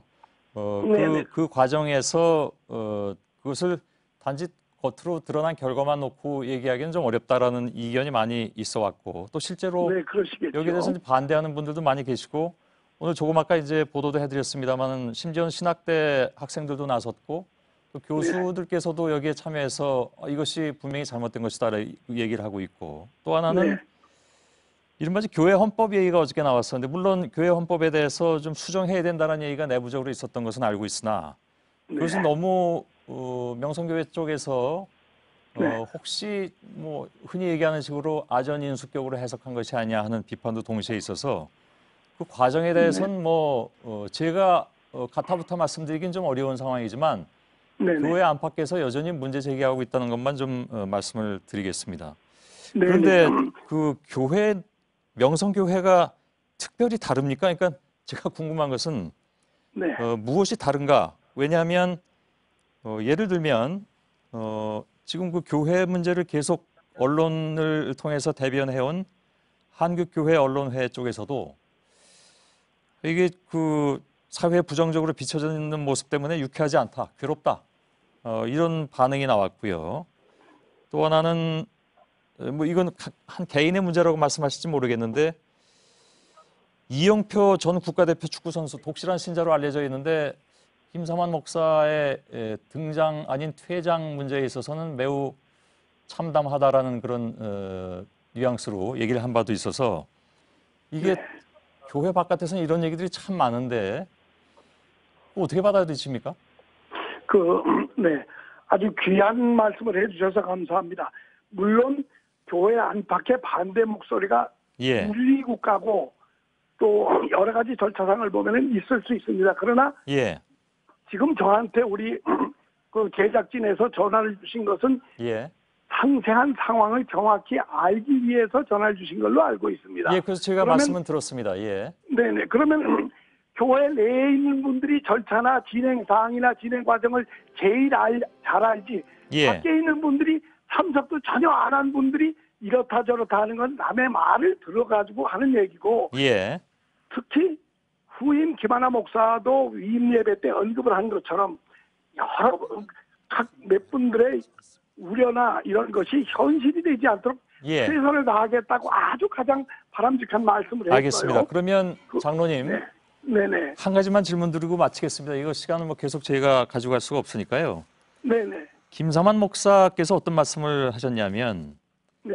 아들에게 교회를 물려주고 싶은 마음은 조금도 없다. 오히려 네네. 내가 한국교회의 모범이 돼야 된다. 명성교회가. 네. 이건 어떻게 받아들일까요? 네. 그러면 지금 분명히 결과는 죄송합니다. 결과는 한국교회 모범이 안 된 상황으로 받아들여도 됩니까? 지금 말씀하신 사항에 대해서 제가 답변을 해드려도 되겠습니까? 물론입니다. 예, 그 말씀만 듣고 마치도록 하죠. 예. 예, 목사님의 뜻이 아닌 제 개인의 뜻으로 말씀을 드리겠습니다. 목사님께서는 분명히 그런 말씀을 하셨습니다. 예. 그리고 교회의 후임자 청빙 과정은 청빙위원회와 당회와 교인 우리 공동의회에 있습니다. 예. 여기에서 이루어진 과정을 가지고 청빙을 하게 돼 있습니다. 예. 그리고 교회 수많은 다수의 교인들이 원하는 분들로 청빙하는 것이 원칙인 걸로 알고 있습니다. 예. 한국교회의 사회적 역할을 고려해 볼 때 아들이 후계자가 되는 것에 대해서 일부의 우려의 목소리가 있습니다만 가장 큰 문제는 후계자가 얼마나 사회적인 역할을 감당하느냐. 예. 그거라고 생각합니다. 그리고 알겠습니다. 특히 명성교회는 지난 38년 동안 예. 어떠한 일을 해왔느냐를 직접 오셔서 예. 이 내용을 파악해 보시고 바로 알려주셨으면 알겠습니다. 정말 감사하겠습니다. 예. 특히 JTBC 취재팀이 공정하고 정당하게 잘해주시는 데 대해서는 진심으로 감사합니다만 예. 명성교회가 지금까지 해온 사회적 기여 부분이나 여러 가지 좋은 부분들을 취재해서 보도해 주신다면 예. 수많은 분들이 더 공감대가 형성될 수 있고 알겠습니다. 한국교회 앞날이 더 바람직하게 갈 수 있다고 생각됩니다. 예, 시청자 여러분께서 판단하시라고 믿고요. 이 부분에 네네. 대해서 일부가 반대하느냐 하는 것에 대해서도 역시 시청자 여러분께서 따로 판단하시라고 믿습니다. 네, 오늘 여기까지 감사합니다. 듣겠습니다. 다음에 또 기회가 되면 말씀 듣도록 하겠습니다. 네, 직접 한번 와 보시면은 밖에서 말씀하시는 사항이 기우고 우려가는 예, 것을 알겠습니다. 직접 느끼시게 될 겁니다. 예. 손석희 사장님 감사합니다. 예, 김재훈 명성교회 장로였습니다.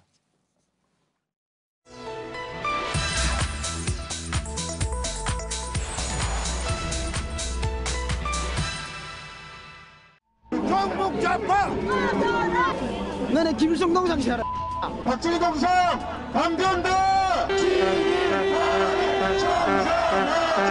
전 세계 어디를 가도 대통령 기념관에 대통령 동상이 없는 곳은 없다. 대통령 기념관에 주인인 동상을 세우는 것은 상식이다. 네, 박정희 전 대통령이 태어난 지 100년 된 오늘 박정희 동상 논란이 정치권으로 옮겨붙었습니다.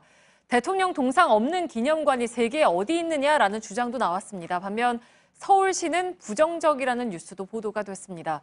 팩트체크는 박정희 동상 건립 논란을 둘러싼 세 가지 주장들을 확인을 했습니다. 오대영 기자, 우선 해외 사례부터 좀 살펴봐야겠죠? 네, 먼저 미국입니다. 이 사진은 미국 링컨 대통령 기념관입니다. 네. 이렇게 입구부터 동상이 세워져 있습니다. 아래는 프랭클린 루즈벨트 기념관입니다. 동상이 설치되어 있습니다. 하지만 모두가 이렇지는 않습니다. 워런 하딩 전 대통령은 공식 기념관에 동상이 없습니다. 허버트 후버 역시 마찬가지입니다. 네, 그러니까 있는 곳도 있고 없는 곳도 있고 전 세계에 다 있다는 말은 일단 사실로 볼 수가 없겠군요. 네, 이번에도 역시 대통령제 국가인 프랑스입니다.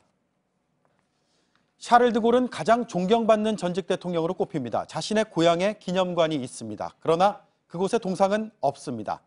미국과 프랑스 사례를 확인해 본 결과 기념관에 동상이 없는데 광장에 있기도 하고 또 그 반대의 경우도 있었습니다.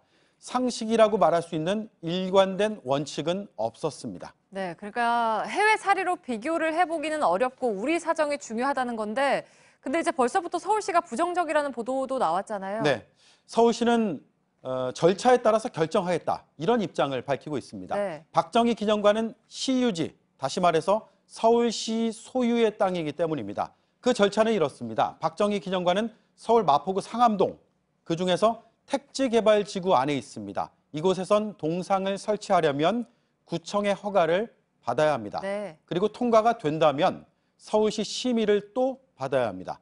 12명 내로 구성된 심의위가 2개월 안에 가부를 최종 결정합니다. 네, 간단치가 않은 문제인데 그러니까 서울시 승인 이전에 또 다른 절차가 있다. 이거는 새롭게 확인이 된 사실인 거죠? 그렇습니다.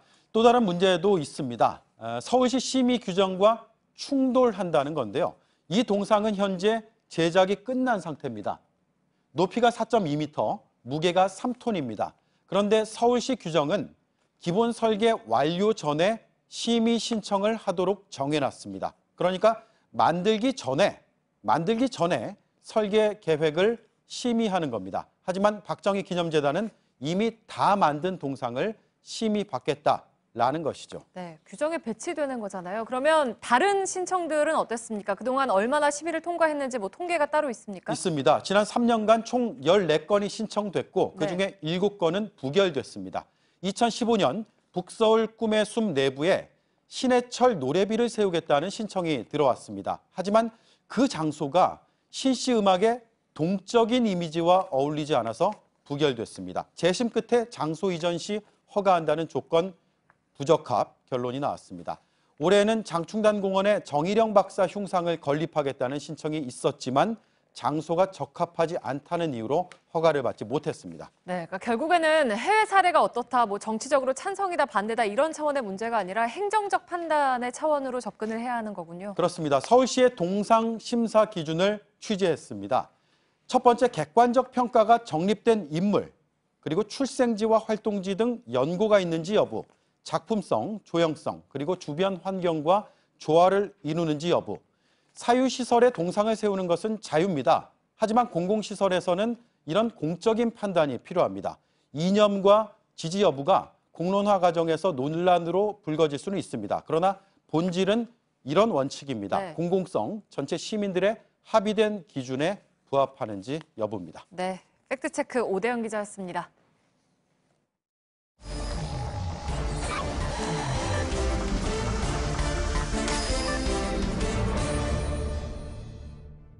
비하인드 뉴스를 시작하겠습니다. 박상태 기자. 예. 열죠. 첫 번째 키워드는 또 소식 전했습니다. 입니다. 예. 뭔가요? 이명박 전 대통령이 어제 페이스북에 글을 올리면서 말미에 또 소식 전하겠다라고 했는데 바로 오늘 소식을 전했습니다. 예. 그전에는 한 달 반 만에 소식을 전했는데 간격이 상당히 줄었고요. 그러네요. 오늘 전한 소식은 바레인에서 했던 강연과 청중 등과 가졌던 질의응답이었는데요. 청중이 한국의 빠르게 발전하면서 내부의 정치적 갈등 등이 있었는데 어떻게 해결했냐라고 묻자 이전 대통령은 국민들은 성과를 훼손시켜서는 안 된다는 마음으로 극단적으로 가지 않았다. 항상 타협해왔다. 이렇게 주장했습니다. 예. 특히 이 답을 길게 페이스북에서 소개를 했습니다. 예. 앞서 리포트에서 보면 이명박 전 대통령의 측근들은 노무현 정부 시절에 자료가 있다. 이렇게 주장을 했었잖아요. 예. 예. 그건 무슨 얘기입니까? 정치권에서 보면 한쪽에서는 엄포를 놓고 예. 한쪽에서는 즉 이명박 전 대통령이 본인은 타협을 얘기하는 것으로 해석을 하고 있습니다. 예. 이명박 전 대통령은 그제 출국장에서 입장을 밝혔고 어제와 오늘은 페이스북에서 얘기를 했고 또 내일 귀국 가는데 입장을 밝힐 전망입니다. 사실상 매일 대응하는 셈인데요. 이 전 대통령이 직접 메시지를 반복해서 내므로써 적폐청산이 국론 분열을 가져온다라는 주장을 강화하고 또 지지층을 결집시키려는 것으로 풀이됩니다. 예. 어쨌든 이 전 대통령이 소식을 부지런히 전했는데 오늘 많은 네티즌들이 댓글을 달아서 호응을 했습니다. 응원한다라는 댓글도 간혹 보였지만 주된 댓글은 빨리 돌아오시라는 얘기였습니다. 예. 뭐 아무튼 내일 귀국을 합니다. 예. 두 번째 키워드는요? 두 번째 키워드는 마스크의 비밀입니다. 예. 오늘 국회에서는 얼마 전 북한에 납포됐다가 돌아온 흥진호 선원들이 출석을 했는데요. 아, 그때 마스크 쓴 것 때문에? 예, 그렇습니다. 예. 여기서 김태흠 의원이 한 질문을 했습니다. 직접 들어보겠습니다. 예. 누가 야당 의원들이 저 간첩이라고 그랬어요? 에? 야당에서는 한 이야기는 못 들었고 금방 물어보길래 대답했습니다. 그럼 정확히 못 들었다고 그러지? 예. 예, 김태흠 의원은 선원을 타박을 했는데요. 선원이 잘 모르는 얘기지만 제가 찾아봐서 그 답을 하도록 하겠습니다. 예. 야당 의원 중에 보름 전에 정가윤 의원이 비슷한 설을 제기했습니다. 직접 들어보겠습니다. 예. 심지어 세간에는 뭐라 큰지 압니까? 그 어부들이 아니고 북한의 공작 요원이라는 썰도 있습니다. 김태훈 의원이 잘 몰랐겠지만 같은 당 정가윤 의원이 정확히 간첩은 아니지만 북한 공작 요원설을 세간의 얘기라며 전한 셈입니다. 예. 근데 뭐 납북됐다 돌아온 어부들이 무슨 뭐 죄인도 아니고 왜 이렇게 윽박을 지르는지 잘 모르겠습니다. 아무튼 김태흠 의원은 계속 의혹을 제기하지 않았나요, 오늘도? 예, 오늘도 간첩설까지는 아니지만 몇 가지 의혹을 제기했는데요. 예. 한 예를 들면 당시에 북한 경비정이 쫓아오자 왜 가족에게 연락을 안 했냐. 그러자 한 선원이 와이프 빼고 가족 번호를 잘 모릅니다라고 답하자 김태흠 의원이 큰 목소리로 와이프는 가족 아니냐고 따져 묻자 선원이 와이프 있는 사람도 선원 중에 몇 명 안 된다고 대답을 하기도 했습니다. 네. 물론 당시에 북한 해역에 들어가 조업을 했던 흥진호 선장과 선원들이 최적의 가장 적합한 행동들만은 하진 않았지만 당시 선원의 생활 이런 부분들을 국회의원의 상식으로 판단하기는 좀 어려워 보입니다. 간첩설의 근거가 됐던 마스크의 비밀도 오늘 풀렸는데요. 해경이 해명하기를 선원 한 명이 집사람이 우울증으로 치료를 받고 있는데 본인이 배 타는 줄 잘 모른다. 그래서 언론에 나가면 쇼크 받을까 봐 마스크를 달라고 요구했고 그러자 다른 선원들도 마스크를 요구했다고 답했습니다. 또 하나 간첩설의 근거로 나왔던 게 당시 선원들이 너무 젊다 했는데 오늘 증인으로 출석한 선원 중에 베트남 선원 3명이 누가 봐도 20대의 앳된 얼굴이었습니다. 그래서 이 의혹은 오늘 나오지 않았습니다. 한편 선원들은 북한에서 호텔에서 조사받고 북한에 위해는 없었다라고 증언을 했습니다. 젊으면 간첩일 수 있다는 것도 좀 아무튼 상식적으로는 좀 이해가 안 가긴 합니다만. 그나저나 박성태 기자는 가족들 전체 전화번호를 다 외우나요? 저희 직계 가족은 2대의 전화가 있는데 한 대는 외우고 있습니다. 그렇습니까? 알겠습니다. 자, 다음 키워드는요? 다음 키워드는 잘못된 만남입니다. 어떤 얘기입니까? 어제 고영태 씨가 인천세관장 인사청탁 관련해서 돈을 받았다는 혐의의 재판이 있었는데요. 여기에 최순실 씨가 증인으로 출석했습니다. 두 사람의 조우는 지난 2월 재판 이후 9개월 만인데요. 참석했던 기자에 따르면 분위기가 상당히 날카로웠다고 합니다. 특히 최순실 씨가 고영태 씨에게 강한 반감을 드러냈는데 고 씨의 변호인이 표현 중에 국정농단이라는 표현을 쓰자 최 씨는 국정농단이라고 표현하지 마라. 국정농단 기획은 이 사람들, 그러니까 고영태 씨 등이 한 것이고 저도 완전히 당한 사람이다. 이렇게 주장을 했습니다. 주장은 하여간 늘 그렇게 하고 있습니다. 고영태 씨와 최순실 씨는 한때 금전적 지원을 할 정도로 가까웠던 사이인데 고영태 씨가 한번 증언했는데 정유라 강아지 때문에 멀어진 뒤로 지금은 견원지간이 돼 있습니다. 견원지간, 알겠습니다. 오늘 그 최순실 씨 재판이 있지 않았습니까? 1회 사학비리 문제로? 오늘 최 씨는 항소심 재판이었는데요. 1심과 마찬가지로 징역 3년을 선고받았습니다. 일각에서는 징역 3년이 너무 적다 이렇게 얘기를 하고 있는데 이는 2대 학사비리에 개입한 사건만 그렇고요. 국한시켜서 한 거죠? 그렇습니다. 최 씨가 받고 있는 혐의는 삼성 뇌물수수, 알선수재, 사기미수, 직권남용, 강요 등 무지 많습니다. 나중에 이 사건들의 형량을 모두 종합해서 산술적으로 더해서 형을 받게 됩니다. 그 중에 많은 걸로 치는 게 아니라 그걸 다 합산한단 말이죠? 병합 사건이 아니기 때문에 산술적으로 더하게 됩니다. 그렇군요. 박성태 기자였습니다. 내일 아침 최저기온 서울 1도, 대관령 영하 4도까지 내려갑니다. 내일 새벽 서울과 경기 남부, 충청 지역에는 눈발이 날릴 수도 있습니다.